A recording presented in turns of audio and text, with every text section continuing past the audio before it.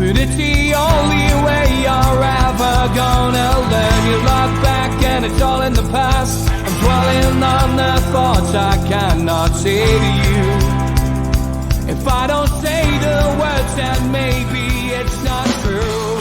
And it feels alright when they come and say to you. Welcome along to NUFC Matters with me, Steve Wraith. It is Those Were the Days, and as always on these shows, I hand over to George Mitchell. Hi, George. Hi, Steve. Good to see you again. Yes, good to see you too, mate. And what season are we looking at today? 85-86, where a season which everybody that's Newcastle fan wants to see consolidate in the first division, because we've had a slightly tough first year, but we'll see. Just to, like I usually do, put things into context where we are. If you're a music fan, Take My Breath Away was Top the Pops. That's What Friends Are For. Rock Me Amadeus by Falco, and Papa Don't Preach, Madonna. A young girl called Madonna was setting the place afire. So it's quite a good music sting. And if you go to the cinema, well, Top Gun was the big one, Crocodile Dundee, Platoon, and The Karate Kid Part 2. Films which personally I think I've seen a lot and I quite enjoyed. So that's where we are. That's what's happening outside of football. In football, well, everybody's hoping for great things this time. Slightly disgruntled at the way Charlton changed the way we played. Yeah, that's the squad. I took the tour because I think it's nice to get a good view of the of St James's as it was, with the team in front of them. People are slightly disgruntled at the way Charlton was starting to play the game, and we started with our usual catalogue of friendlies. Go away to Leicester. We were at home to Leicester, win 3-2. We beat Blackburn Rovers, get beat off Blackburn Rovers 2-1, beat Wigan 4-1, and then we play away to Carlisle, get a draw. And then on Saturday, the 7th of August, the 10th of August, there's a friendly at St James's against Sheffield United. It's not a particularly important one, and it's just a run out for the team. But what's important was that at the end of that match, there wasn't a big crowd, but quite a few of the people that were there at the match started to have a go at Charlton. And the reason we're having a go at them, just before we played this game, Charlton had tried to buy Eric Gates from Ipswich, as if he seen him as the ideal feed behind the two big strikers he used, Cunningham and Dorelli, to nip in and get the goals off their knockdowns. And unfortunately, not only was he not successful, but Gates signed for Sunderland, and that didn't go down very well with the Gallagher corner or St James's Park generally. And at this match against Sheffield United, they reminded him of it, and unfortunately, he took it to heart. If anybody watched the last season, his opening press conference was a disaster. But one of the things he did say is that he knew the Newcastle United fan, the Geordie fans, and what they wanted, and he had to persuade them that he knew best what they wanted, and if they didn't like it, he would just walk. Well, after the Sheffield United match, and the fans got on his back, he went to his office, put his coat and his hat on, and went home, and they never seen him again. He actually said to Peter Beardsley and Chris Waddle, right, I'm off. Yeah. And Chris Waddle turned to Peter Beardsley and said, well, I bloody hope he means it. And he did. Yes. So, what a way to start a season. The pundits already had were relegation favourites. Well, with that happening, we'd suddenly become firm favourites. What a nightmare to start of the season. But I don't think anybody thought that he would take it to heart. But, I mean, there wasn't a big crowd at the Sheffield game. There was only 5,000 at the game. So there must have been at least 1,000 plus of them went off after him after the match and had a go at him. But the clincher was the fact that Gates went to Sunderland instead of signing for us. And that was beyond the pale for a lot of the fans, and beyond the pale for him as well. Off he went. So there you are. It's a sensational start to a season. that we've got to do well. We've got to consolidate, otherwise we'll go back into the wilderness. And in the wisdom, Newcastle directors, Seymour, still chairman, very quickly, rather than faff around, made Willie McFall sort of caretaker without making an appointment. And that's how we started the season. And first game was an away game at Southampton. And my favourite strip in yes. Newcastle United era was launched as well, the away strip, or the chain strip as it was called back then, I guess. And the lovely Umbro classic, that, by the way. It is, and I think the home strip as well is quite a nice one as well. Yeah, so we're off to Southampton to start the season. Go to the Dell, 16,000 at the Dell. Southampton, strong side, but not regarded as championship material. Chris Nichols, our manager, and a team of names. Wow. Peter Shilton, Mark Wright, Kevin Bond, David Armstrong, Jimmy Case, Andy Townsend, Steve Moran, Danny Wallace, all people that played at the highest level for a long time. Lots of Liverpool connections as well, of course, because the manager's got Liverpool connections. And Liam McFall doesn't, although he's not down on this thing as manager, he's picking the team, he's doing everything, but as caretaker, he just trots out a fairly standard 11 that probably Charlton would have done with Martin Thomas, John Anderson, Kenny Wharton, Alan Davis, Jeff Clark, Glenn Roder, Neil MacDonald, Gary Mexon, George Riley, and Peter Beardsley and Paul Gascoigne, with David McCreary as the sub. And we go to Southampton and give a good account of ourselves, but noticeably playing football on the ground again rather than up in the air as they were. And that's a good picture of Peter in the Southampton match with a second strip on. It looks very smart, I think. Almost silver, not grey, isn't it? It's very nice. Yeah, really nice. Yeah. Anyway, so it's a good game, good football game, and sadly we go down just before half time to David Puckett goal, and we're 1-0 down. But it's not long before the magic of Peter Beardsley gets involved, and 49 minutes just after half time, he scores an equaliser. So he's kick off an away game with a nice draw and a good game. The team played reasonably well. So we come home now to a challenger match against Luton Town, and it'll have a bitter pill for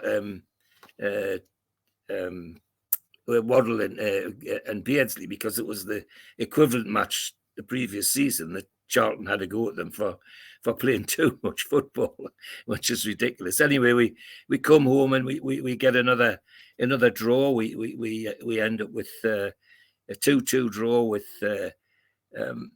which is a fight back, because at half time, Harford, who's ex-player, of course, and Nawobi have put Luton 2-0 ahead, and we think people starting to think, well, God, this is the slide. But no, on 70 minutes, Glenn Roder heads a corner in 76 minutes, Peter Beardsley scores one of his mazy dribbles and slots the ball in, and it's 2-2, and that's how it stayed at the end.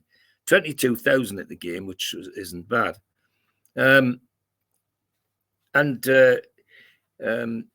Keeps us, as I say, keeps we're moving forward. Even though it's 2 draws, we're still not sitting down at the bottom there. We're bouncing along, but going. So we come home again to another. That was a Wednesday game, the Luton game, and on the Saturday we come home to another home game against Liverpool. Now Liverpool, the previous season, had really given us quite a tough time, and there's an action from the match. There's Gazza and Peter Beardsley, Glenn Roder in the background, I see. Always good games, and this was a good game. And that's Craig, the Liverpool midfielder, the Australian midfielder as well. And Willie McFall sends out the same unchanged team. Sorry, there's one change that's on the left side because Chris Waddle by now is on his way to Tottenham for nearly 600,000. And the one signing that Jack Charlton made before he walked out the door was a left winger called Ian Stewart from I think it was from QPR, and he was in the team. Quick, tricky little winger, but anyway, so we got into a game, tough game. We end-to-end stuff for the first half, but nobody can score can put the ball in the net. Kenny Dalglish is manager of Liverpool now, and it's but the team's hardly changed. Crobbelow, Hansen, Lawrenson, Phil Neal, Alan Kennedy, Steve Nicol, Gian Molby, Jim Beglin. Oh, Jim Beglin. He hates Newcastle United, but when he's commentating on the telly, I could switch it off. Ronnie Whelan, Kenny Dalglish, who's also playing, and Ian Rush, and substitutes Craig Johnson, the Australian lad, and he got on the field, as you could see. He was in that picture because Kenny Dalglish got injured and took himself off.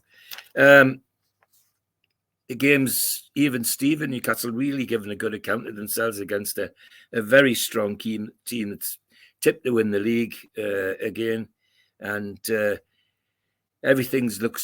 like it's going to head to a 0-0 though, but on about 70 minutes, we got a series of corners. And then from a corner from this new lad, Ian Stewart, Riley, the big centre forward, goes up above everybody else and heads way into the lead.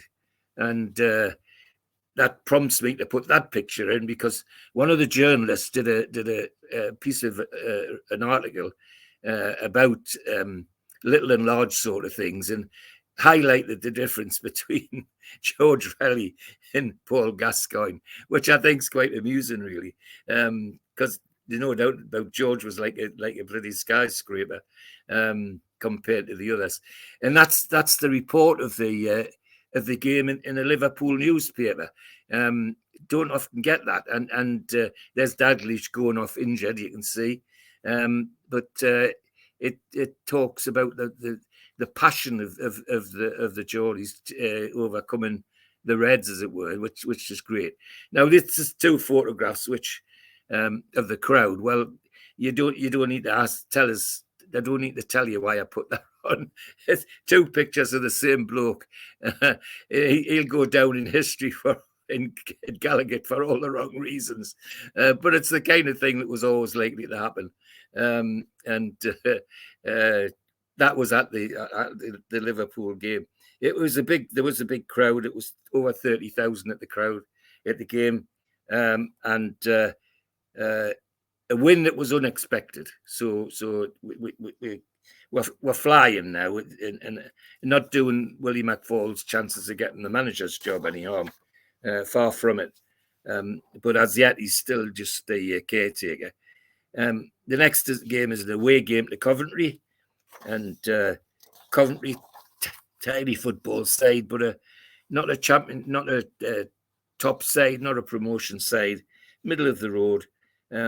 But we go there with some, having beaten Liverpool, with some hope, and go to Highfield Road. That's the ground. 12,000 there at the game. Don Mackay is their manager still, clever Scots midfielder, and Coventry City with some fairly famous names in their team. A lot of them on the wrong side of 30, of course. Nicky Adams, Brian Burrows, and then at centre back a man called Brian Kilcline, which we get to know fairly well. Trevor Peake, Greg Downs, Kenny Hibbert suddenly appears back in the first division. David Bennett, Terry Gibson, who they bought from Aston Villa, and Cyril Regis, their big West Indian centre forward, who was always trouble for us. Willie McFall sticks to the same side. Thomas, Anderson, Wharton, Gascoigne, Clark, Rhoda, MacDonald, McCreary, Relly, Beardsley and Ian Stewart. And from the off, we give a good account of ourselves, but the first half's 0-0, lots of chances, but none of them going in. And then suddenly on 80 minutes, Terry Gibson, the tricky winger from the boat from Aston Villa for Coventry, puts Coventry in the lead on 80 minutes. And I think the feeling was that, well, that's it. They're going to get the points on a 1-0 win, but wasn't to be. This young little lad that Charlton bought, Ian Stewart, sets at the corner for George Relly to head in on 87 minutes. And then lo and behold, he goes through on his own and last kick of the ball, and he scores the winner, Ian Stewart. And we get a 2-0 victory, which wasn't expected. We hope we'll get something out of it, but I don't think people were expecting us to get a victory. And nevertheless, that's what happens. And everybody's got the hope. We're now come back to a home game against Queen's Park Rangers. And tidy side, but shouldn't be one that turn over at St James's Park. Willie McFall, same unchanged team. The only difference is that he has Gary Mexon as substitute, and halfway through the second half, he has to come on because Ian Stewart gets injured. 26,000 at the game, which was not bad. QPR come with a manager called Jim Smith, and a team of, mostly ex-London players, all from the big clubs, like Gary Chivers and Terry Fenwick, Gary Waddock, Martin Allen, John Gregory. A lot of those are West Ham or Tottenham. Gary Bannister, and on the centre forward, tricky centre forward, John Byrne, who spent a lot of time at West Ham. Wayne Faraday was introduced as their substitute, a tidy player. But it was a good football game. We take the lead on 21 minutes through Neil MacDonald going up at half time. And unfortunately, at 52 minutes, just after half time, Terry Fenwick, the big defender, heads a corner in to equalise. And nerves of the crowd get jangly a bit, but no worries, because within a few minutes, 10 minutes, George Riley had set it in to make it 2-1. And then within a minute, another Beardsley special long dribble from the halfway line and a superb shot into the bottom right-hand corner of the net, and giving us a 3-1 win, which is stabilises our league position very, very nicely indeed. And having got that 3-1 win, it was important because our next game is away to Manchester United at Old Trafford. Now, nothing comes easy at Old Trafford at all. And go to Manchester United, 51,000 in the crowd. Ron Atkinson still the manager, and they have an array of stars in their side. Bailey and goal, Hogg, Duxbury, Paul McGrath, Arthur Abelson, Brian Robson, who's now transferred from West Brom to Manchester United, Gordon Strachan, Norman Whiteside, Peter Barnes, Mark Hughes, Frank Stapleton, who they'd brought up from Arsenal. And the substitute that day was introduced. It just signed Alan Brazil, who's another name we know on media duties on TalkSport particularly. So, as I say, it's a array of stars when you go to Manchester United. Willie McFall, he's true to the people he's been using, keeps the same team, and Ian Stewart's back because his injury wasn't serious. Everybody's hoping that we might sneak something out of this. Well, hope was gone after the first 10 minutes because Frank Stapleton had scored 2 goals by then, one on 5 minutes and one on 11 minutes. And then just to wrap it up, midway through the second half, Mark Hughes scores the third. And the honest truth is, apart from the first half an hour, we're never really in that game. Manchester United got a deserved 3-0 win. The next game is another away game in London. It's a hard one because against another of the teams like Manchester United and Liverpool, who are being tipped as champions, Tottenham Hotspur. So we go to White Hart Lane, 23,800 at the game, and Tottenham have got their array of talents. Peter Shreves is still a manager, Ray Clements in goal, Chris Hughton, of course, who we know and love, Paul Miller, Graham Roberts, Danny Thomas, Paul Allen, Ozzy Ordelis is in the team now, Glenn Hoddle, and unfortunately, Chris Waddle is in the side. Mark Falco and Mickey Hazard and John Chiedozie and Mickey Hazard is their substitute. What an array of talent, but to say Chris Waddle in that side was a bit hard broken. And Willie McFall sends our his usual team, and of course he's promoted one or two lads from the juniors. He's given contracts to Paul Allen, Paul Stevenson, Joe Allen rather, Paul Stevenson, and Rob McKinnon, a fullback. And in this game, he slots Rob McKinnon into the fullback position to give him a run out. And otherwise, it's the same team with Gazza as the substitute. Thomas Anderson, McKinnon, Clark, Rhoda, McDonald, McCreary, Relly, Beardsley, and Ian Stewart. And well, from the kickoff, it looks like we're going to upset the apple cart because Alan Davis, who's a tidy midfielder or fullback sometimes, from a free kick on 5 minutes, puts in the lead. And people think, well, we're going to give this a go. Well, unfortunately, on 16 minutes, Mark Falco equalises. John Chiedozie scores one on 17 minutes, and then one on 57 minutes. Glenn Hoddle on 63. Mickey Hazard comes on as a substitute for Falco, and he adds a one on 88 minutes just before the end. So we get a 5-1 drubbing, which was very disappointing. The more disappointing thing is everything you read about that match, the star player was who? Chris Waddle.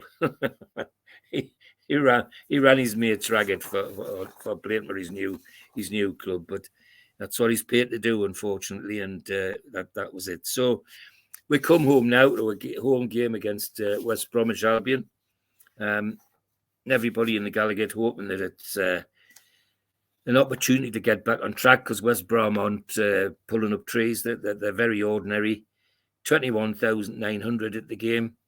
William McFall, same team, except that the one difference is he's kept Paul Gascoigne as sub, and halfway through the second half, David McGreary gets an injury and Paul comes on.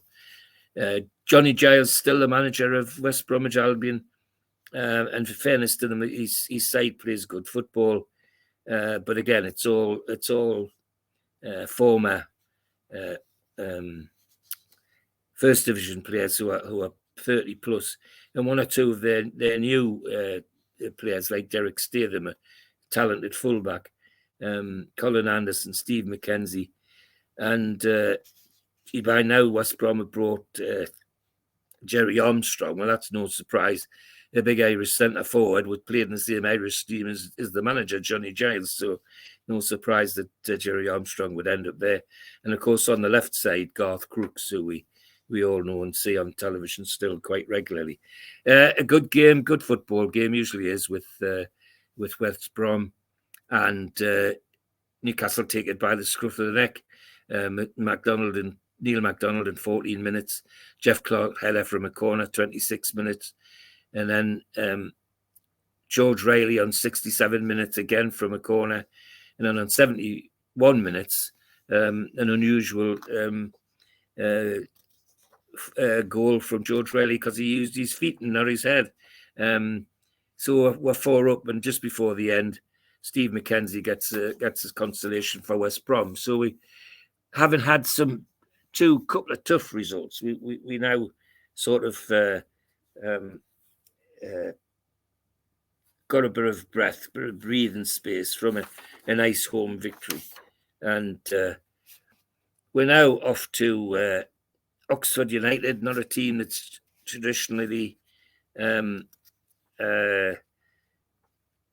can we say, first division team or first division club. But they've had lots of money pumped into them by a man called Robert Maxwell. Well, the rest is history about that man, as they say. 24,000. This is a home game as well, George. Yes, yeah. Sorry, yes, we're at home against Oxford. 24,000 at the game, so that win the previous weeks, brought a few more thousand in. Unchanged team.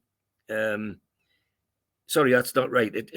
John Anderson's got an injury, and Willie McFall brings in another youngster, Chris Hedworth, who he signed as a professional.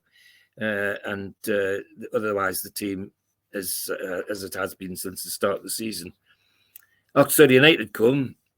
Well, they got a manager called Jim Smith. Jim Smith's moved clubs at the persuasion of Robert Maxwell, and then go down the list of that team. And there are lots of other names that we know. Steve Hardwick in goal, Gary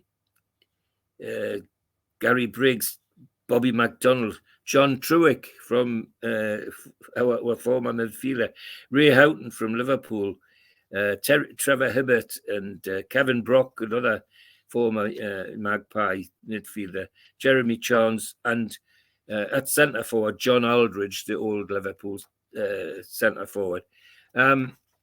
Good football game. They play tidy football. 0-0 at half time.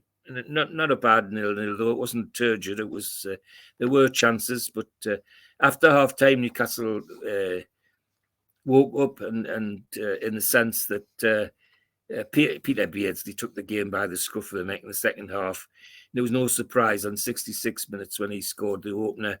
Then Neil MacDonald on 71 minutes, and then Paul Gascoigne, who'd come on because Chris Edward, the fullback, had got injured, scores an amazing goal. It's the only way to describe it.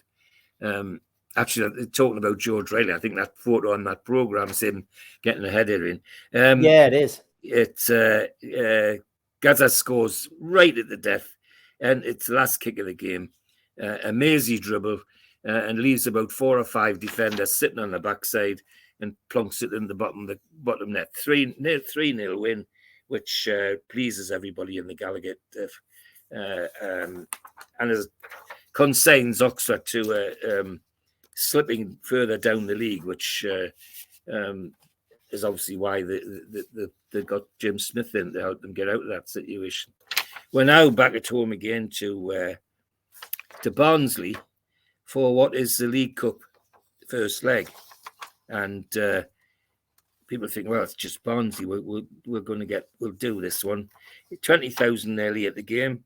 Willie McFall sends out an unchanged team with Peter Haddock back at fullback because he's got over his injury, and Barnsley come with new manager Alan Clark, Sniffer Clark, who was the deadly goal scorer for Leeds United, and with lots of names of people who are kind of on the wrong side of 30. Joe Joyce, Paul Cross, Kelly Burns, who had so many clubs, it's unbelievable. Paul Futcher, Gavin Thomas, Winston Campbell, and Ian Walsh on the left side of the attack. Not a bad side, but an aging side. However, they definitely don't want to lose this League Cup match and hang on with their fingernails and everything else and end up with a 0-0 draw. So we have to go to Barnsley for the second leg, sweating on the outcome of the second leg is to see whether or not we progress into the second leg of the third round of the League Cup. We're away to Arsenal now, and again, another of the teams that pundits are talking about as being championship contenders. 25,000 at the game. And Willie McFall sends an unchanged team. Peter Halleck's fit again, and we've got a settled team that's been doing quite well for Willie McFall. He's now actually on this document as manager. It was just before this game that because I think the directors look at the position in the league and thought, well, he's not doing so bad, so they give Willie the job, and he goes on this paper I read from as manager. Until now, it's just said no manager because he was caretaker. Arsenal, Don Howe is the manager still, the old England World Cup right back, and an array of stars. John Lukic, Viv Anderson, Kenny Sansom, of course, who we know, Paul Davis, David O'Leary, big centre half, David Rocastle, a very tidy midfielder, Chris White, a talented midfielder, Charlie Nicholas, dangerous Scottish forward, Tony Woodcock, who they bought from Nottingham Forest, and Graham Ricks, who was one of their own promoted players and a talented player. A good football game, but one of those games where they could do everything, hit every bit of wood that was in the ground, but couldn't put the ball in the net. And we come away with a 0-0 victory, which everybody's really, really happy about, because I think if the truth was a 0-0 draw, but it felt like a victory. Yes, well, it's one of those games, yeah, because I think certainly the fans at home weren't looking forward to that game. It was something in trepidation, really, because Arsenal were being touted as such a top team. Anyway, as you say, a sigh of relief, and we come back to a home game against West Ham, and it reflects on the crowd, of course. 28,000 in the ground now for the West Ham game, and Willie McFall plays his standard 11, and with Gazza as the substitute again. West Ham United come with John Lyle as the manager, ex-player, and Ray of Town, Phil Parks in goal, Ray Stewart, Tony Gale, Alvin Martin, all names that were great in football. Alan Devonshire, Alan Dickens, Mark Ward, Frank McAvenny, a character Scottish centre forward, they bought from Celtic, and was very dangerous player. And the young man called Tony Cotty, who again we see occasionally on the television. And everybody thinks that we might win this one. Well, West Ham are playing well and are sitting very near the top. They're in one of the three top places, so they're doing something right. Well, on 13 minutes, Frank McAvenny makes it 1-0 to West Ham, and on 26 minutes, Tony Cotty makes it 2-0 to West Ham, and that's how it goes at half time. And to be brutally honest, it never looks like we're going to get back into this game until on 86 minutes, George Relly gets a header from corner and it makes it 2-1. But even that doesn't make it any easier for us. West Ham run out 2-1 winners, and worthy 2-1 winners, and you can see why they were sitting so high up the league. They were really, really playing well. Now we come to our return leg of the League Cup at Barnsley. We go with the same team. Willie McFall relies on the same team he's been playing all the time. Alan Clark's the Barnsley manager. Again, he plays the same team with Joyce Burns and Galvin.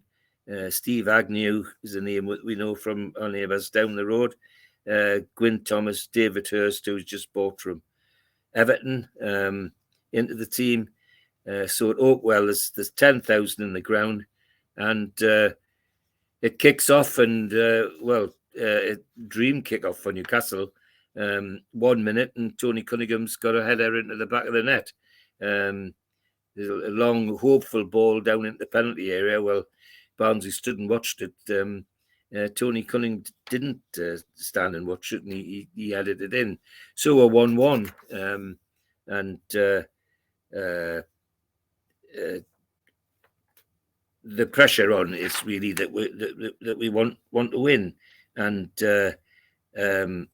it's Joe Joyce comes back for Barnsley on 52 minutes with a penalty, so it's 1-1, and we're really struggling to do anything about it. But it being a football league at that time, in the second leg, the away goal counted double, and after extra time, and so we come away with a 1-1 draw, but a victory because of the away goal after extra time, and come home to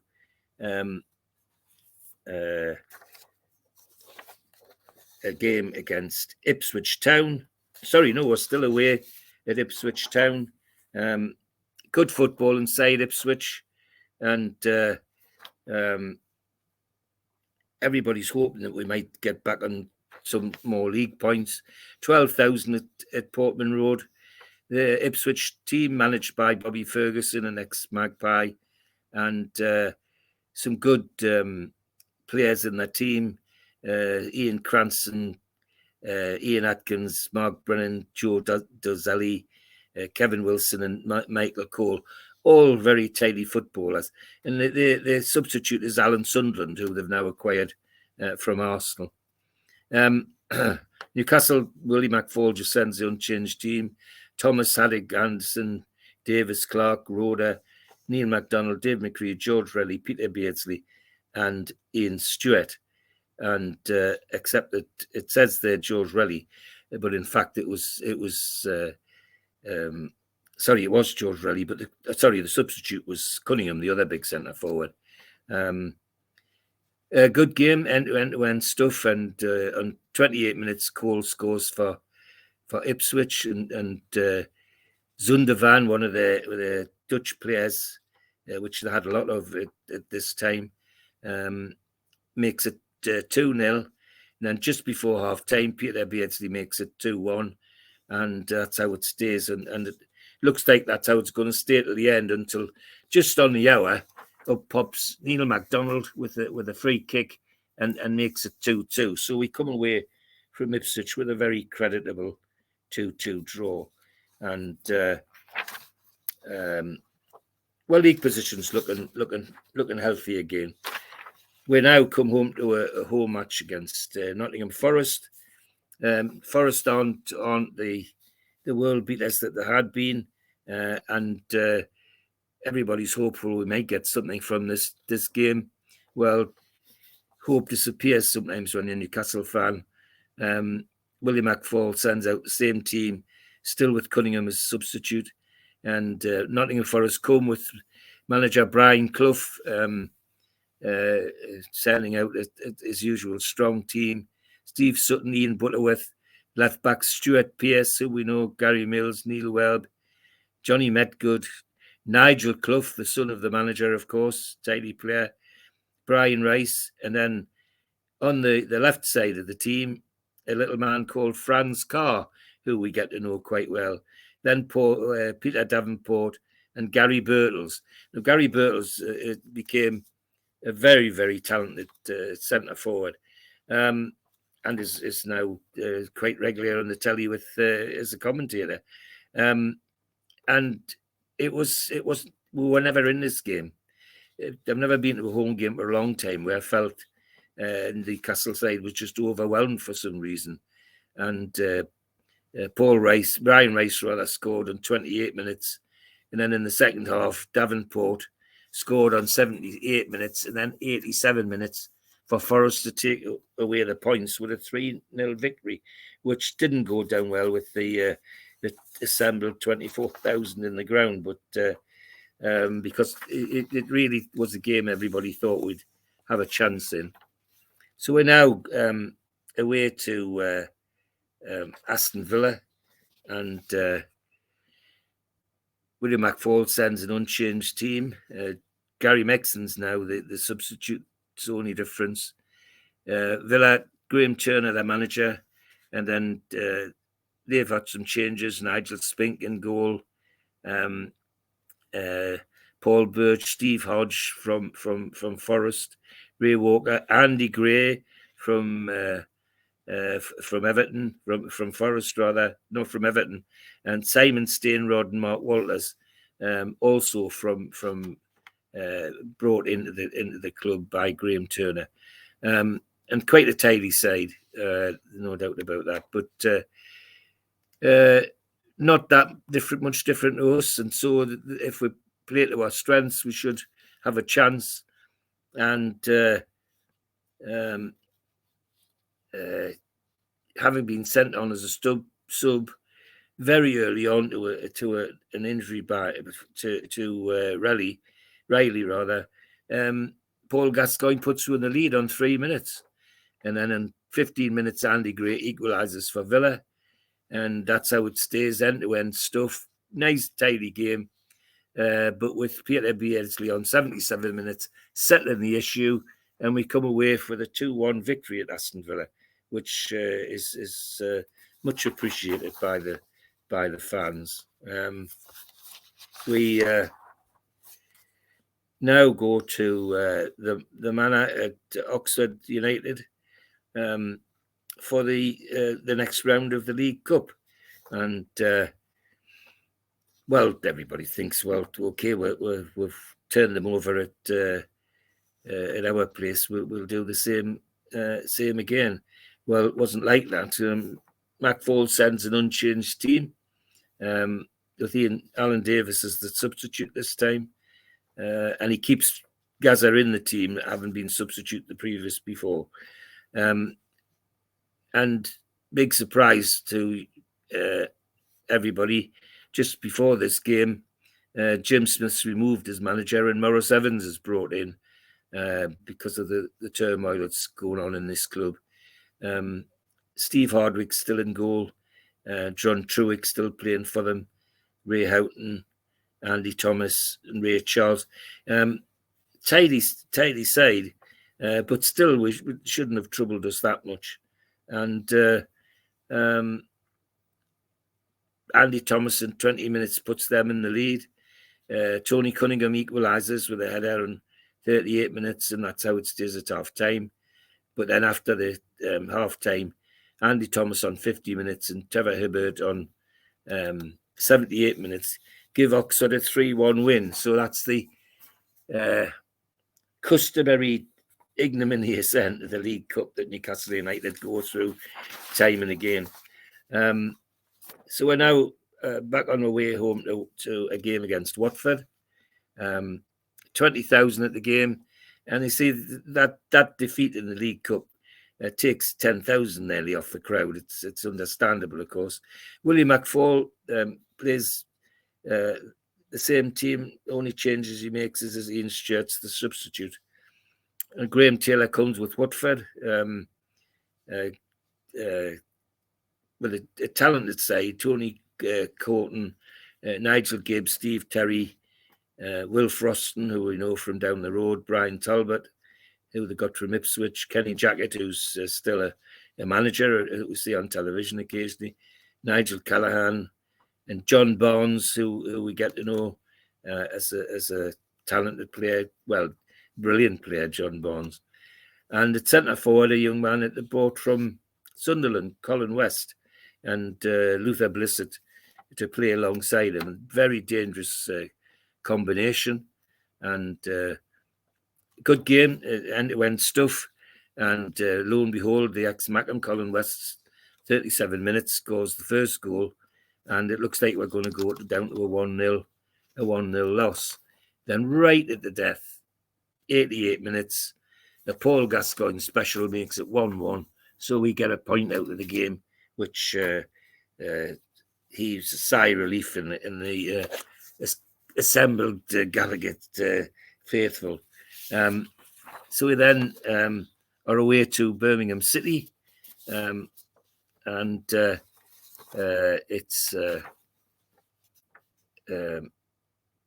8,500 in St Andrews, which must sound like an empty bloody drum with that many people in it because it's such a big ground, but never mind. But now Birmingham have got a new manager. They have picked up the sacked Manchester United manager, Ron Saunders, so he's in charge of Birmingham now. they bought a goalkeeper from Arsenal, David Seaman, Ray Ranson, somebody who we know is at fullback, Kenny Armstrong, Julian Dix from West Ham, Des Bremner, Billy Ronson, Andy Kennedy, David Geddes from Leicester, big blonde centre forward, and Wayne Clark on the left side of their attack. And a tidy side, it has to be said, but shouldn't be in a position to threaten us. Willie McFall sends an unchanged team out. The only change is that Neil MacDonald's the substitute and has to come on in the second half for Ian Stewart. Get off to a good start. We're playing well and pen them back. And on 30 minutes, George Riley scores with a header from a corner, and it's 1-0, and that's how it stayed through to the end of the game. Birmingham never looked like scoring, never looked like threatening us, and we come away with the 1-0 win, which is a nice relief. So we come home now to a home game against Chelsea, and 23,000 in the ground, which is not surprising because this is one of the teams that's being touted as possible champions. Newcastle, Willie McFall plays the same team, and he had been he leaves Gascoigne in and puts Ian Stewart, who's back from injury, as substitute.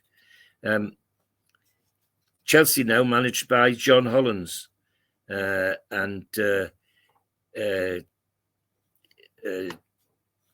talented team, playing very, very well, sitting in one of the top spots at the moment just before this game, and names that to conjure with if you're a football fan: John Bumstead, Mickey Hazard, Joe McLaughlin, Nigel Spackman, Pat Nevin, Kerry Dixon, David Speedy, all international players and very tidy players at that. However, the game gets a brilliant start for Newcastle because Glenn Roeder scores one of his the few goals he scores for the Magpies on 2 minutes from a corner. It bobs about like a pinball on a bagatelle machine, and he just pokes it in from just inside the box, and that looks like it could be it. But no, just before half time, David Speedy equalises for Chelsea, and we go in 1-1. However, after half time, Chelsea took over, and we weren't in the game after that. 78 minutes, Spackman scored. 81 minutes, Kerry Dixon finishes it off to give Chelsea a 3-1 win, much to the disappointment of the Gallagher faithful. However, we got to pick ourselves up because we're off to Manchester City next, an away game at Manchester City. Good side, but not being touted as one of the top sides this season. Willie McFall sends an unchanged team. He has Neil MacDonald as substitute this time. We go to Manchester City, where Billy McNeil, the big Scottish centre-half, still their manager, and they have a quite a talented team. Eric Nixon, Paul Power, Kenny Clements, Mick McCarthy's a name we know well. So does everybody else. He still appears on the telly occasionally. In fact, still looking for a job, so I'm led to believe. Andy May, Neil McNabb, Mark Lillis, and Gordon Davis, and Paul Simpson as the substitute. As always against Manchester City, a tidy game, but not a lot of chances. And the one chance that comes to City on 31 minutes, and Mark Lillis scores, and it's 1-0. And that's how it stayed till the end of the game. Second half was end-to-end, but nobody looked like putting the ball in the back of the net. So City get a 1-0 win, and we come home. Both tails slightly between my legs, but it's not a disaster. It's not a disaster. Next game is an away game a home game against Leicester City. We hoping that we might get something out of this one to restore our league position a bit. And the game's quite a good one, but the defeats away reflect on the crowd. We're now down to 17,000. Willie McFall trusts the same unchanged team, and with Gazza as a substitute this time. Leicester come, Gordon Millen, the ex-England midfielder and Liverpool midfielder, as manager, and Leicester have a talented side. Bought Russell Osman from Ipswich to strengthen the back line. They've Ian Banks, Gary McAllister they brought in from Manchester United, Ian Wilson, Alistair Henry, and Alan Smith, the talented centre forward. No Gary Lineker because he's injured at this particular time, because that's the story that was out. But the real story was he was actually looking for a transfer, which was to happen shortly afterwards, I think. Anyway, we get a goal on 2 minutes from Jeff Clark from a corner. Peter Beardsley on 18 minutes with a special of his own on 18 minutes, and we're 2-0 up, and that's how it is at half time. And that's how it stays till right on the hour when Alan Smith goes through and scores a nice header to give Leicester a consolation. But they were never ever going to come back into the game. It was our game, 2-1, and that's how it stayed. We now go to an away game at Luton Town. It's 10,300 at the game, but of course it's at Kenilworth Road, and that'll look like a big crowd in Kenilworth Road. David Pleats, the manager, Les Seeley, the goalkeeper, and some real good old talent from other clubs. Steve Foster from Brighton, Mal Donaghy, Manchester City. Peter Nicholas from Arsenal, Ricky Hill from Bolton, Mick Harford, of course, who we know, and Brian Steen, the centre forward from Coventry, who was very dangerous. McFall trusts the same 11 with Gazza still as a substitute. Sorry, that's not true. We have a new entrance into the team because Billy Whiter has been bought and brought into the team. And he makes his debut against Luton. Not the best of games. We could guarantee who was going to score the goals. Mick Harford scores the first one on 6 minutes and sets up the second one on 75 minutes for Luton to be 2-0 winners. Never in the game, never seen one new centre forward or anybody else for that matter. So it was a disappointing 2-0 defeat. So we come home now to a home match against Southampton, and a home match against Southampton. 19,000 at the game, which reflects on the losses we've been getting away. And Fort McFall plays an unchanged team with Whitehurst still in the team. Chris Nicholl brings Southampton with a team that's almost identical to the one that we played at the Dell.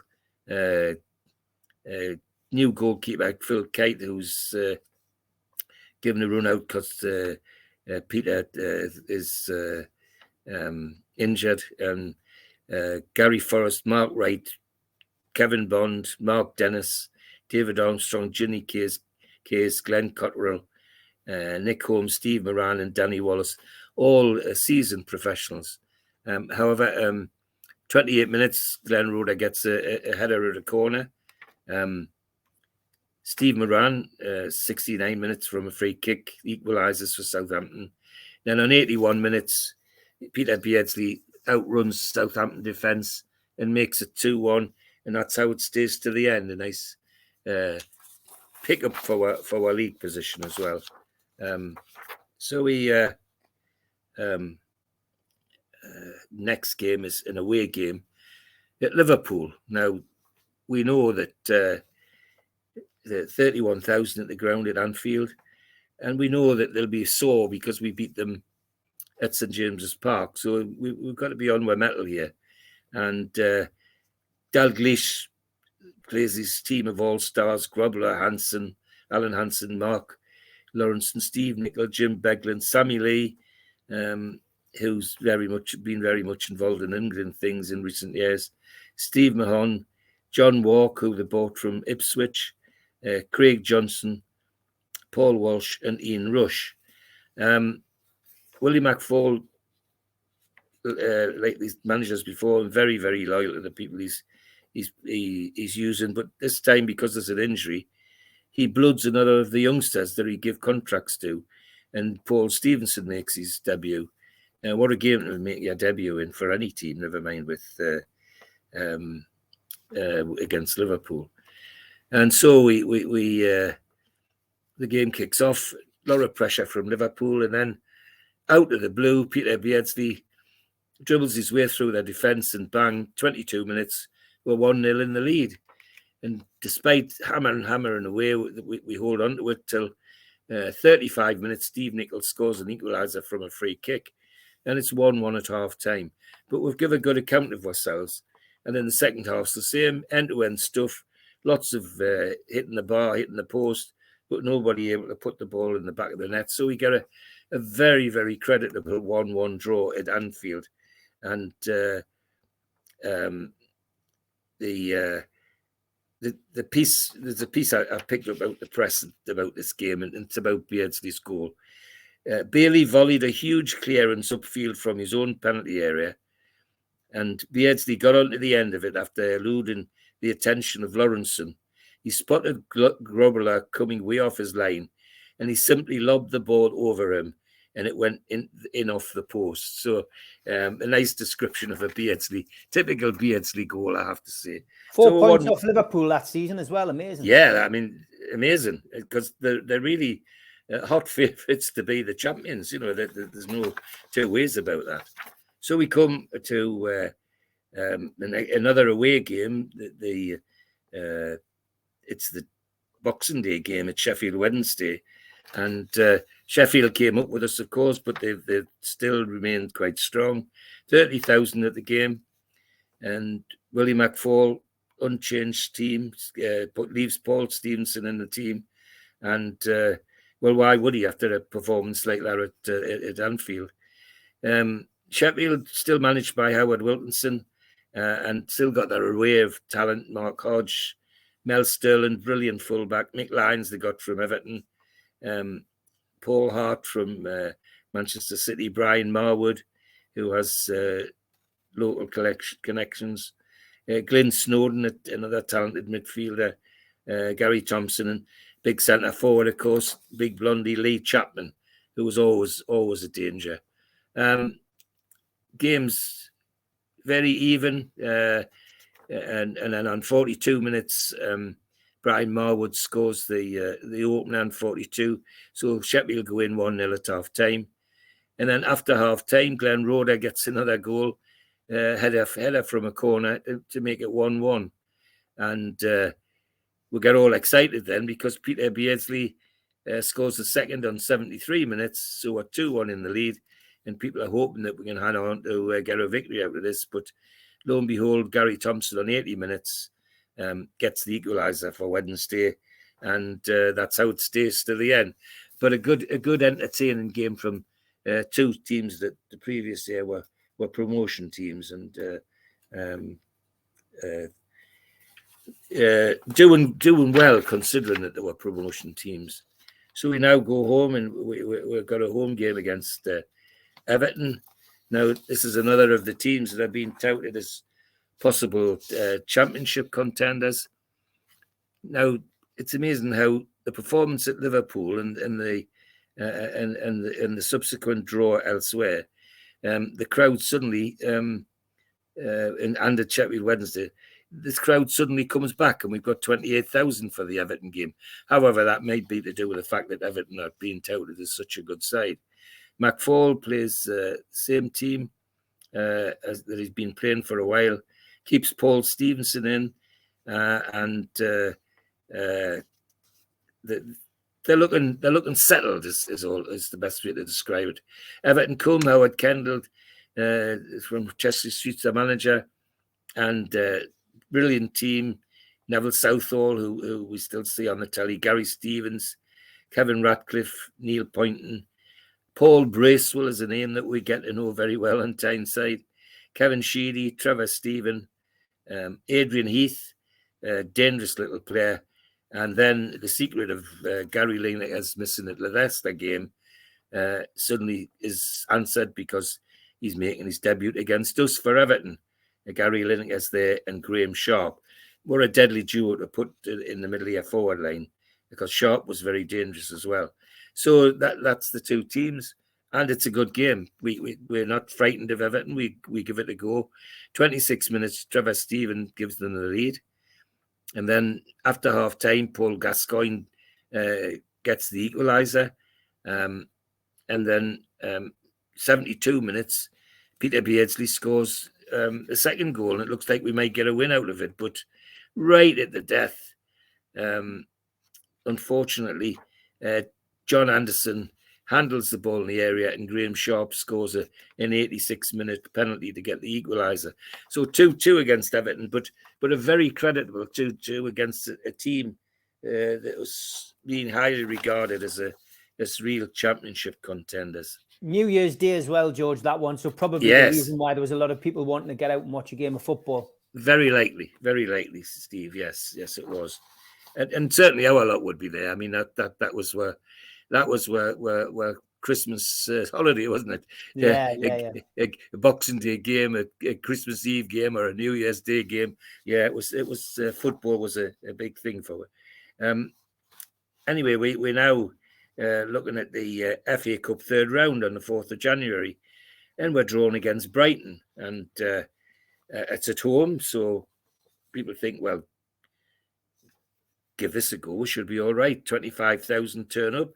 Willie McFall playing his same team, and Paul Stevenson's still in the team, and that's great. See the young man making his way. Brighton Hove Albion have now got Chris Catlin as their manager, and with a host of names that come from various clubs in the south of England. Perry Digweed, the goalkeeper, for example.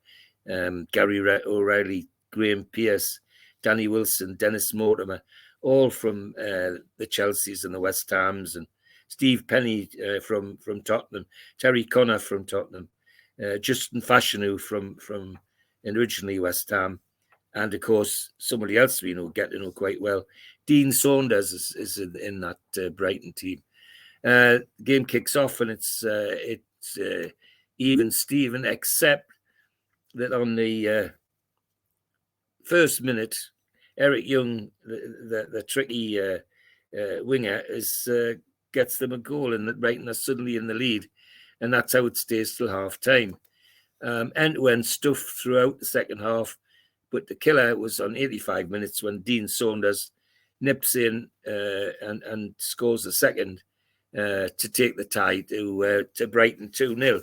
So again, another season where FA Cup dreams are well and truly dispensed with. And the late Alan Davies on the programme there as well, who sadly passed away at a very young age.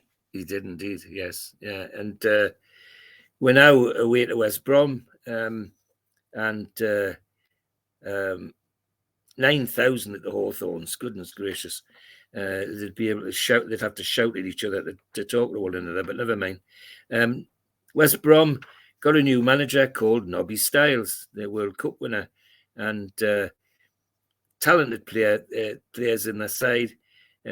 Jimmy Nicholl, Ali Robertson, Derek Statham, Tony Grealish, Steve McKenzie, Gary Owen, Mickey Thomas, Welshman, and Robbie Dennison, who has had a father that was manager of Middlesbrough for a lot of years, and Imre Varadi's at West Bromwich Albion now, having come from Sheffield Wednesday.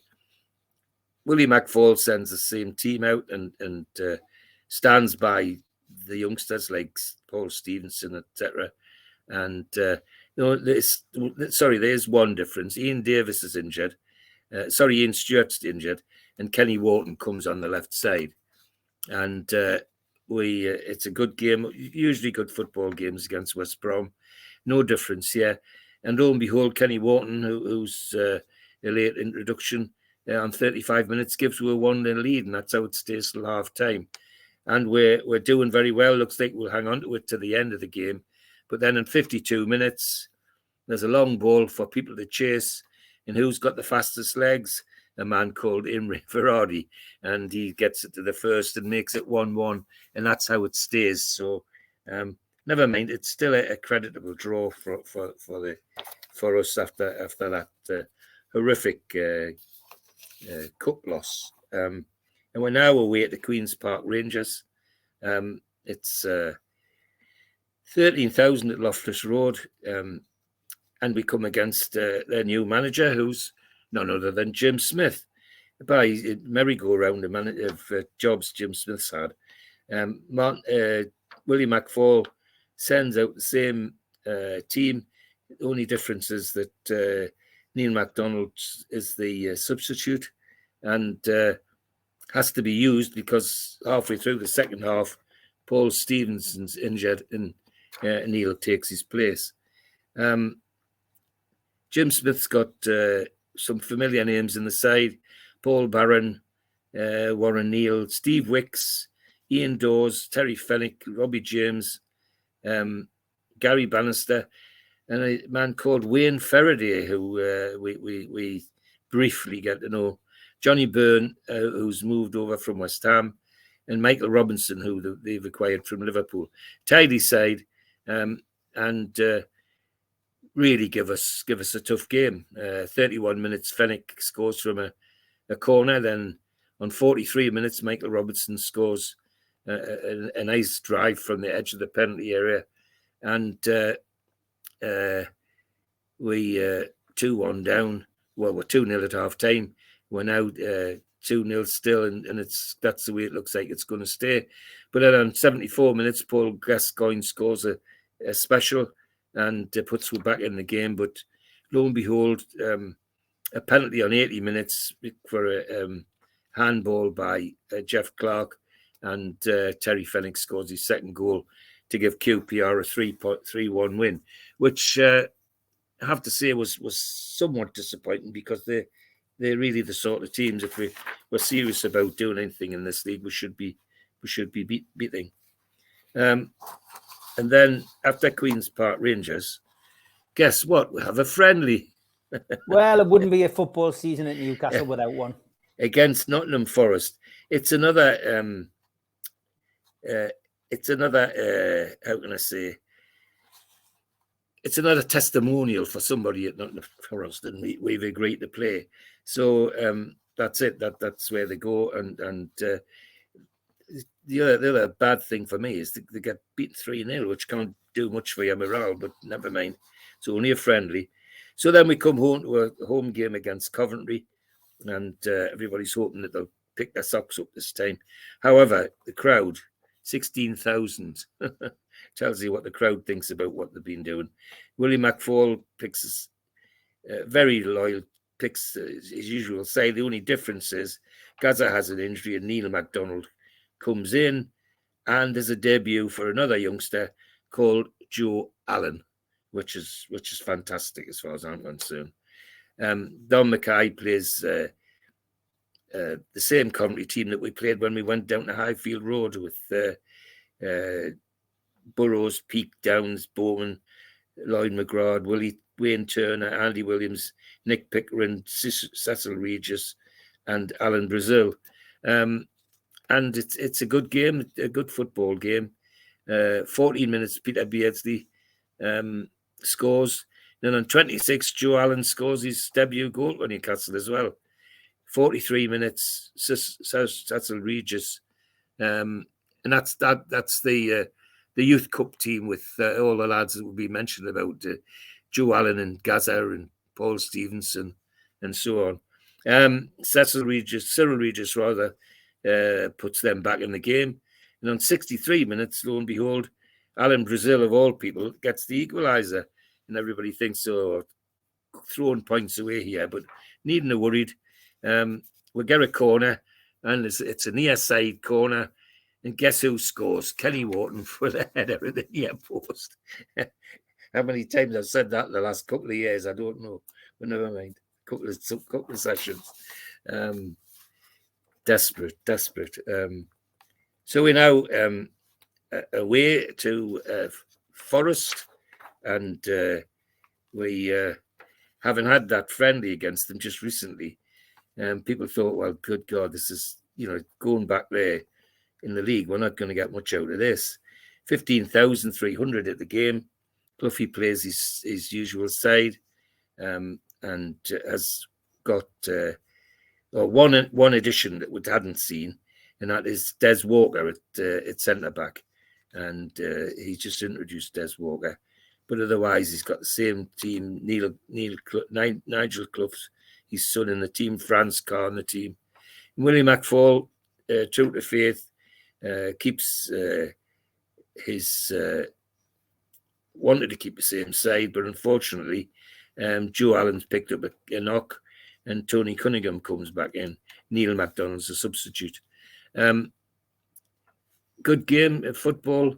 Looked like it's going to be 0-0, but suddenly on 66 minutes, a mazy dribble, and Peter Beardsley puts one up. And then 5 minutes later, he repeats the dose, and we're 2-0 up. So it looks like we're going to get the points. Then Colin Walsh, the left-sided Forest player, scores on 80 minutes. In the last 10 minutes is backs to the wall, because Forest really, really have a go. However, they hold on, and we get a 2-1 away victory, which is fantastic. Next game, we're home to Arsenal, and we haven't had a good result down there. Everybody's hoping, well, can we do something in this one? So Arsenal bring that full side. Don Howe's got them again. Kenny Sansom appears in left back for them. Otherwise, it's the team we played down there. Nicholas, Woodcock, Ricks, Rocastle, McEwen, David O'Leary, etc. And our team unchanged, except that Paul Stevenson's fit again, and credit to Willie McFall, he puts him back in and drops Cunningham to substitute, and 22,000 at the game, and it's a good game. Arsenal do everything but score in the first half. We have one or two chances, but they're the typical Newcastle chances, runs by Beardsley and Gazza and that sort of thing. And it looks like it's going to be a 0-0, because second half's no better. That they're hitting the woodwork but doing nothing else. And then on 81 minutes, Paul Stevenson has a sort of run on the right wing that right wingers and the fans die for. He beats about 4 players and gets right to the byline. Couldn't get any closer to the byline. Swings it over, and who should be on the edge of the area? None other than Glenn Roeder to head in a winner on 81 minutes for Newcastle United against Arsenal. Reaction to the crowd was unbelievable, because we weren't supposed to get anything out of this game. Arsenal are the big boys, but we confounded them, and that's great. That's football, isn't it? That's why we go. We're now at home to Ipswich in the next game, and 20,000 at the game. It's as always, Ipswich a tidy team. Bobby Ferguson's still the manager, and of course they got the big centre back Terry Butcher back. Steve McCall's in the team, and Kevin Wilson out on the left side of their attack. Romeo Zandervan, another of the Dutch guys that plays with them. But the side that's playing well, not regarded as championship contenders, but a good middle of the road side. And McFall, well, he can't play his usual side because the goalkeeper's injured, and David McKellar comes in. David McKellar doesn't last long with Newcastle United, but he did a job while he was there, and keeping Paul Stevenson in the game after that fantastic run against Arsenal. Cunningham is the substitute. The games sets off in exactly the wrong direction. when Kevin Wilson on 10 minutes puts Ipswich in the lead and they hold it to half time, and we don't look like we're going to break them down. Not a chance. And then it's like that heading to the second half, end to end a little bit, but then 69 minutes, none other than Beardsley, the little maestro, very individual goal on 69 minutes gets the equaliser, and people think, oh well, at least we've got a draw. Well, don't know least about it, because that man Paul Stevenson again goes down the right wing, superb cross and pinhead onto Billy Whitehurst's forehead, and of course Whitehurst doesn't miss headers like that, and he didn't. 83 minutes were 2-1, and then right at the death, Paul Gascoigne, an individual goal. Sits a few defenders on the backside before slotting it into past the goalkeeper on 90 minutes, and a 3-1 win against Ipswich. And a good 3-1 win, which cheers everybody up. It's such a good win.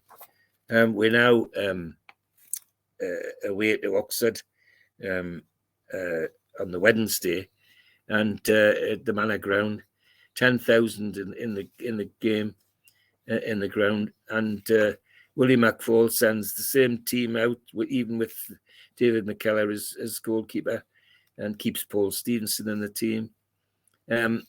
Oxford United now with their Maurice Evans as their manager, who replaced Jim Smith.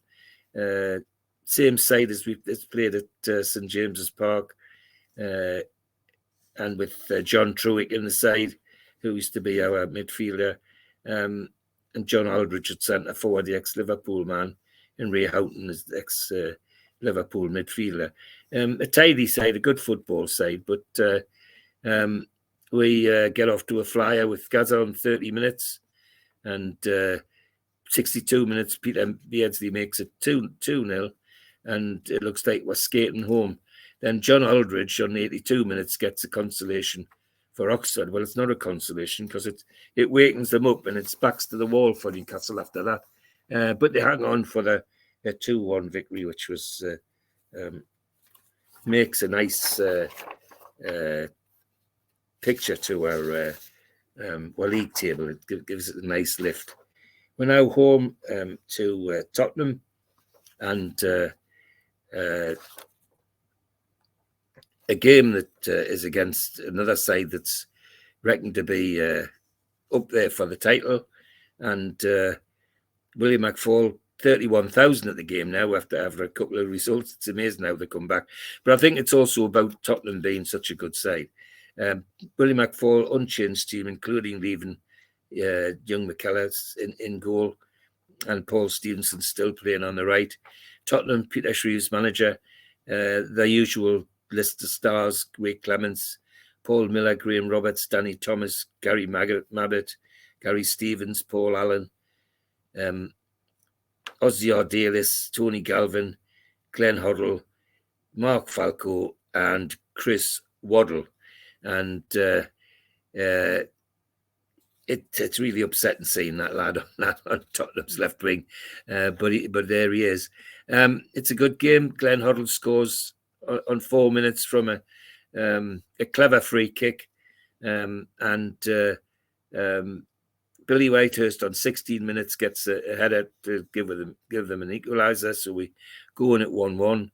And then you would guess 48 minutes just after half time, a certain Chris Waddle skates through our defence and makes it 2-1 to Tottenham, and it looks like it's going to stay that way. Then we get a rare goal from one of our firm favourites, John Anderson, and John scores an equaliser on 87, and we get a 2-2 draw off Tottenham.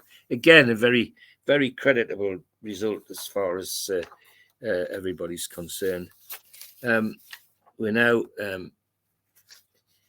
at Everton, and it's the second game in a row where we're playing a team that's being touted as league champions. 42,000 at the game. William McFall plays an unchanged team, and Howard Kendall has got a new goalkeeper, Bobby Mims, and he's bought a Dutchman from Ipswich, Pat van den Houw, and of course Paul Bracewell's in the midfield, Peter Reid's in the midfield, Kevin Richardson's in the midfield, Trevor Stephen, who has Berwick connections, and of course there's 2 strikers, Gary Lineker and Graham Sharp. Tough game, but we don't lie down. But unfortunately, on 29 minutes, Kevin Richardson gets an opportunity and takes it, and 1-0 it stays, and 1-0 it stays to the end of the game, because Newcastle fight very hard to stay in this match, and that was good to read about and good to see getting them as a result. The next game is a home game against Sheffield Wednesday, who we've had some good battles with since promotion and before promotion. Howard Wilkinson brings his team, same team as we played at Hillsborough. Hodge, Sterling, Morris, Madden, Paul Hart, Brian Marwood, Gary Mexon, who we get to know, Gary Thompson, Carl Schutt, and Glyn Snowden. A very tidy side. However, Willie McFall's unchanged team, with Tony Cunningham as substitute, 26,000 in the game. Well, they just take the game off Sheffield. Within 10 minutes, goals from Paul Stevenson, Billy Whitehurst, and Peter Beardsley, and we go in 3-0. And just after half-time, Carl Schutt scores a 1 for them to bring them back into the game. But just to finish it off right before the end, the Paul Gascoigne special, and we beat Sheffield Wednesday 4-1, which really, really was a good victory. It felt good, and did well league position, a power of good. So we're now sort of cock a hoop. We're looking to consolidate our position, and Watford shouldn't be much of a problem, we think. Nearly 15,000 at the game. However, Watford are a huge problem. Our side's unchanged with the usual, and Cunningham still substitute. Graham Taylor's still the manager of Watford. He's similar team to the one that played at St James, except he brought a young man called Malcolm Allen into the team, and is a tidy centre forward, and with all that goes with that, because they're used to having big, like Luther Blissett, big centre forwards, where Malcolm Allen is a slim but speedy character, and Brian Talbot, the midfielder that they got from Ipswich, takes us apart, is the only way to describe it.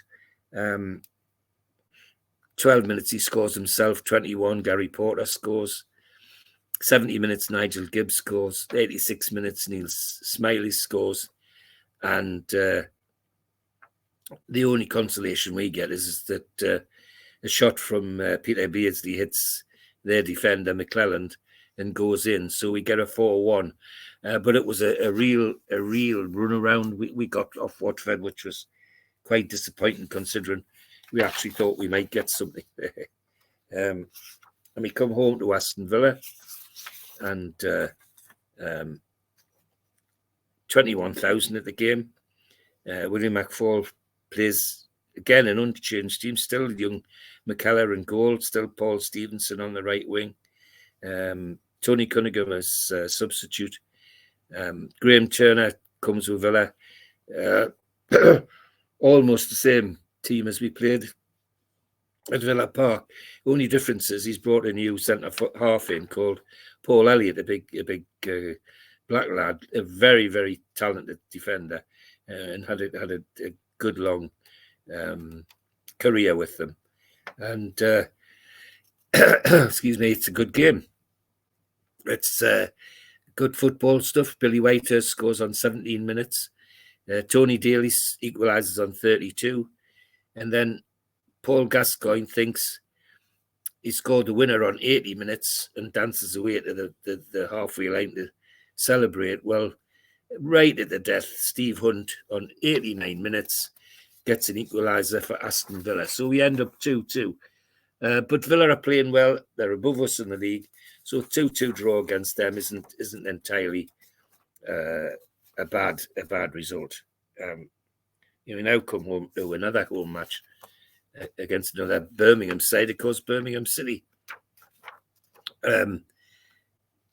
20,000 at the game. It's 12th of April, Saturday, 12th of April. And, it's a game that Peter Beardsley turns upside down from the kickoff. He scores on 14 minutes, and that's how it stays at half time. But straight into the second half, 65 minutes, Peter Beardsley lays on a goal for John Anderson on 79. Robert Hopkins scores a one for Birmingham, and then Billy Whitehurst on 88 makes it 4-1. A very comprehensive victory, but down to one man and one man only, and that's Peter Beardsley.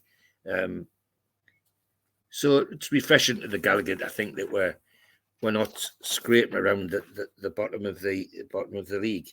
The crowd's a bit disappointing at 16,000, but that's life. We're now at home to the one and only Manchester United, who are at this game currently, I think, second top and want the points to press home a challenge for the title. Ron Atkinson, the manager, new goalkeeper Chris Turner, new right fullback from Aston Villa, John Gidman. Apart from that, the rest are well-known, established Manchester stars: Clayton Blackmore, Paul McGrath, Arthur Abelson, Brian Robson, Norman Whiteside, Terry Gibson, Mark Hughes, and Frank Stapleton. Martin Thomas is back in goal. He's fit again, and otherwise the team's left alone. He leaves Paul Stevenson in.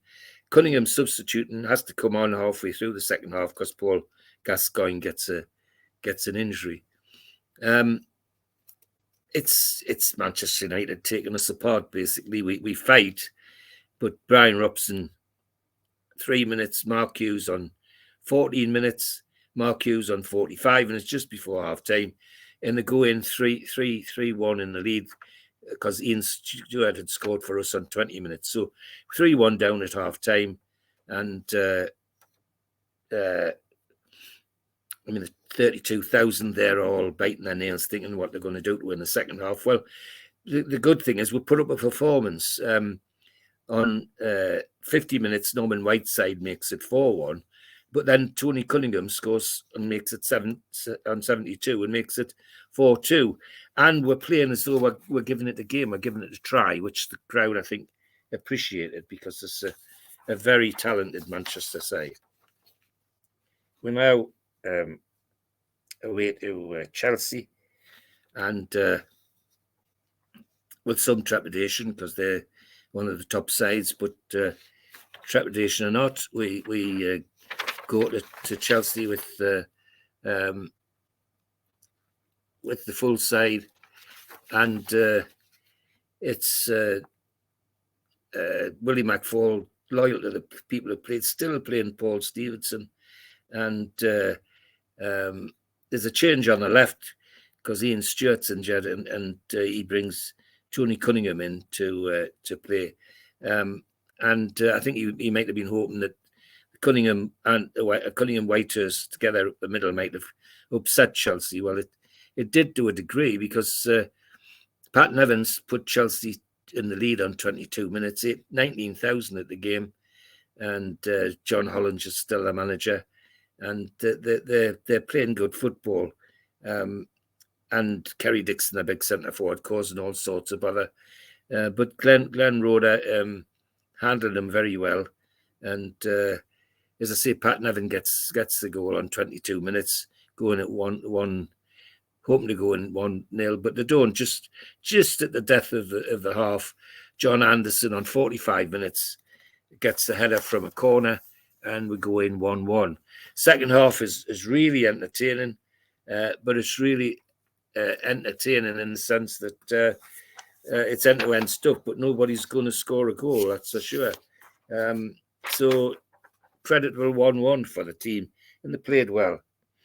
Now, a most unusual game. We go away to London again on the Monday, 21st of April, to play West Ham. And, well, it's a game that has all sorts of happenings. I mean, Alvin Martin, for example, the West Ham defender, 25,000 at the Bowling Ground in Upton Park. John Lyle, the manager, Phil Parks, Ray Stewart, Tony Gale, Alvin Martin, Alan Devonshire, Alan Dickens, George Paris, Mark Ward, Frank McAvenny, and Tony Cotty. And we're playing the same side. Martin Thomas is back in the side in goal. It's it's a game that speaks for itself. We're 4-0 down by half time. Alvin Martin scored, Neil Orr scored, own goal by Glenn Roeder, Ray Stewart scored, and a 4-0 at half time. After the half time whistle, of course, Martin Thomas has to go off injured, and we end up with initially Ian Stewart going in goal, and then it changed to Peter Beardsley going in goal. And of course, West Ham take full advantage of that and end up with McAvenny scoring, Paul Goddard scoring, and Alvin Martin completing his hat trick. I don't know how long it is since a centre half's had a hat trick in a game, but there's Pedro. Oh yes, that's a better picture than mine, Steve. 8-1 defeat, which is best forgotten. That's the one I found. Where he's actually an action photo of poor Peter. But the other thing is with that one, it shows you the state of the grounds in those days. You know, it's a sand pit in that goal area. It's not a football pitch at all.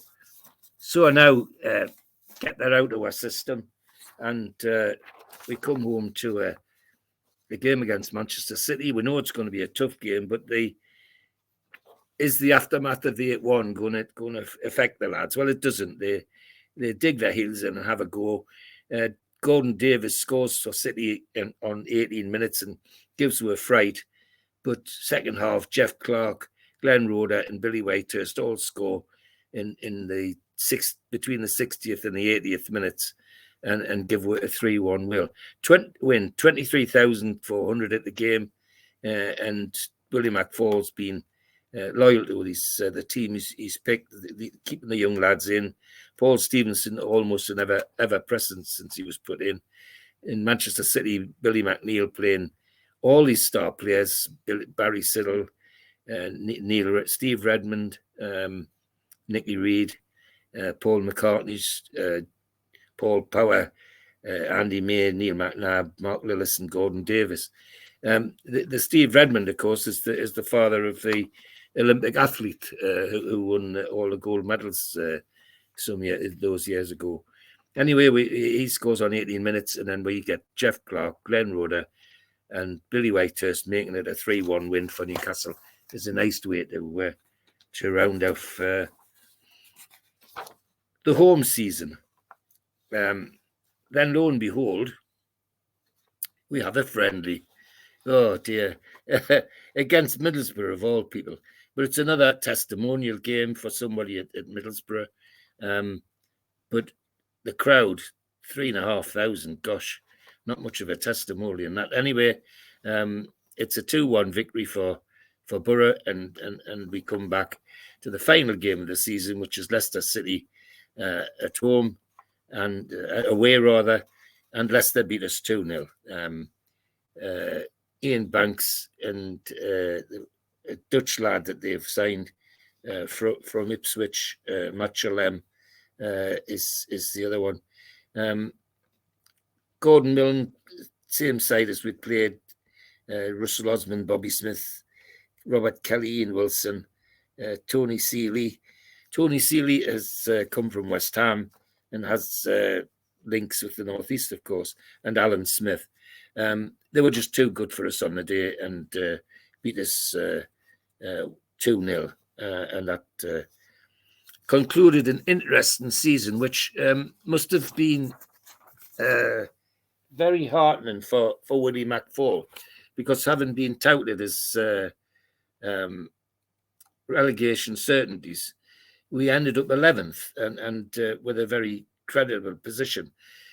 The downside again has been in previous seasons is when you look along the stats, 72 goals given away, which is one of the worst in the league. I think you've got to go all the way down to the bottom team, West Brom, who let in 89, and Oxford just a bit higher, who let in 80. That are worse than us. If we'd done something about that, we might have been better off. But still, 63 points was regarded for 11th place, and it was a good finish, I think, for Willie McFall, and he justified the optimism in giving him the job, and consolidates for a season. And the other thing he's done is he's established one or two of the lads out of the youth team as first team players, like Gazza, Paul Stevenson, Rob McKinnon, and others. And it's great. Joe Allen and Steve Clark and David McCreary and Gazza. I mean, they're going to be the platform of quite a tidy side. Yeah, Jeff Clark was a proper player, wasn't he? Good centre half, yes, and obviously played for Newcastle and Sunderland. Absolutely, he did indeed. Yes, and look at the photos as well you sent us, George. This one was better, I think, taking the Coventry midfield a bit. I'm going to say it just to demonstrate how, with Paul, if you get a picture of Paul like that, there's never one defender in the picture. There's always 4 or 5, and you could see they're surrounding him, and he just skates through.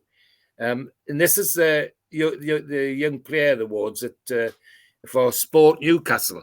And there's the chairman on the left, Malcolm Dix, and Gazza's the Young Player of the Year, and the other one is the Player of the Season. No, sorry, it's the other way around. Paul Stevenson is the Young Player of the Year, and Gazza's is the Player of the Year from Newcastle Sport. Can I say a word about Malcolm Dix? Malcolm Dix gets a lot of credit for being Mr. Newcastle, and he was. But his work for Sport Newcastle gained him national recognition, not as much recognition as he should have got. And I owe a lot to Malcolm Dix in some ways, because North Tyneside Council wanted a sports council. Newcastle was the model that they followed. And Malcolm Dix helped me to set North Tyneside up. And within 10 years, I think you've seen my photograph with Keegan getting presented with my Sports Council National Award, Ambassador Award. Malcolm Dix nominated me for that. And he and I went all over the country, not just Newcastle and the North East, doing grants for rugby clubs, football clubs, bowls clubs, tennis clubs, to get them new facilities. And that's work that Malcolm got no recognition for at all from anybody, not even from the Sports Council, in my opinion. That he didn't get a national honour of significance, I always think was sad. And had I been in a position in those days that I'm in now, I would most likely have nominated him for a one. But people don't know that. I mean, in this area, for example, if you go to the new facilities at Percy Park Rugby Club, you could write Malcolm Dix, George Mitchell on the walls in there, because we fought for those grants from Sport England. Tennis club at Preston Grange, tennis club at Cullercourt, little clubs, not just big clubs, Tynemouth Cricket Club. These are all things, as I say, people don't realise that Malcolm was involved in. And I was proud to be part of that with Malcolm, and he was a big help to me. Yeah. He was a big inspiration to me, Malcolm Dix, as well, George. So that's a lovely tribute to him. I've paid a tribute to him on here on more than one occasion. But he's a big miss in my life. And thanks for that, George. Lovely. Great, as always, to have you on the show. Wonderful review. Look forward to getting back to those with the days with you again next week. For now, thanks very much, George. Thanks, Steve. Thanks for watching, everybody. A big thanks to all our sponsors. Skips and Bins, telephone 0800 25 45 25 3, email inquiries at skipsandbins.com, website skipsandbins.com, easy contract free and pay-as-you-go waste collection. Thanks also to Mr. Vicky's Sauces, handmade in Cumbria. If you want to order some, then you can go to their website, mrvickies.co.uk, or telephone 01768 210 102. Thanks also to New Workwear. They were set up in 2018 and they are an agile and dedicated workwear provider. You can find them at their website, newworkwear.com. Thanks to Media Arts as well for all the help with the video side of things. If you want to subscribe to the channel, hit the subscribe button under this video. Hit the thumb up to like the video and click share to share to your other social media. We're also available as a podcast on your podcast providers such as iTunes and Spotify. If you'd like to take out a cult membership, which means you get a cup, a pen, a membership card, a scarf, and entry into the monthly draw, then put your smartphone over this QR code now. It'll take you straight to the site. You can set up and pay a one-off fee of £25. Alternatively, go to nufcmatters.com and check for membership. If you're a subscriber, you can apply for a free car sticker. Just email john@nufcmatters.com to claim yours today. The new Shearer raffle is up and running. 150 tickets, £1 a ticket to win a limited edition Alan Shearer signed ball. Enter now at nufcmatters.com. We've got a couple of events coming up. Newcastle United question and answer live with Liam Kennedy, Jordan Cronin and Dominic Skerr from Newcastle World and the Shields Gazette in association with NUFC Matters takes place at the Tyneside Irish Centre, 11th of August at 7 p.m. and tickets are a £5. The Christmas event will be with Frank Clark and John Gibson, Thursday, December the 7th at the Tyneside Irish Centre. Tickets are £15 from nufcmatters.com. And Waddle, Keegan and Beardsley, the class of 84 with special guests, takes place at the Tyne Theatre and Opera House on Westgate Road in Newcastle on Thursday, January the 25th. Tickets are available direct from the theatre, 0844 2491 000, or go to the website for further details. And don't forget, starting on the 7th of August, you will be able to hear myself, Steve Wraith, on the Northeast Footy Breakfast. This comes to you in association with the Tyne Radio, 7 o'clock till 9 o'clock, 5 days a week. Check out the Facebook for more details. We still do 7 NUFC Matters show a week for free. But if you want to help support NUFC Matters, then there are a few ways of doing it. Hit the like button on each live broadcast and video. This helps the channel grow. Hit the subscribe button and select the all notifications bell so you don't miss a single show. If you want to help us financially, then you can join the channel using this button with the membership starting at $1.99 a month. Or you can drop us a donation in the chat using a super sticker. We're also looking for sponsors. If you'd like your brand advertised on the flyers for the show and featured during the ad break, then email john@nufcmatters.com to arrange today.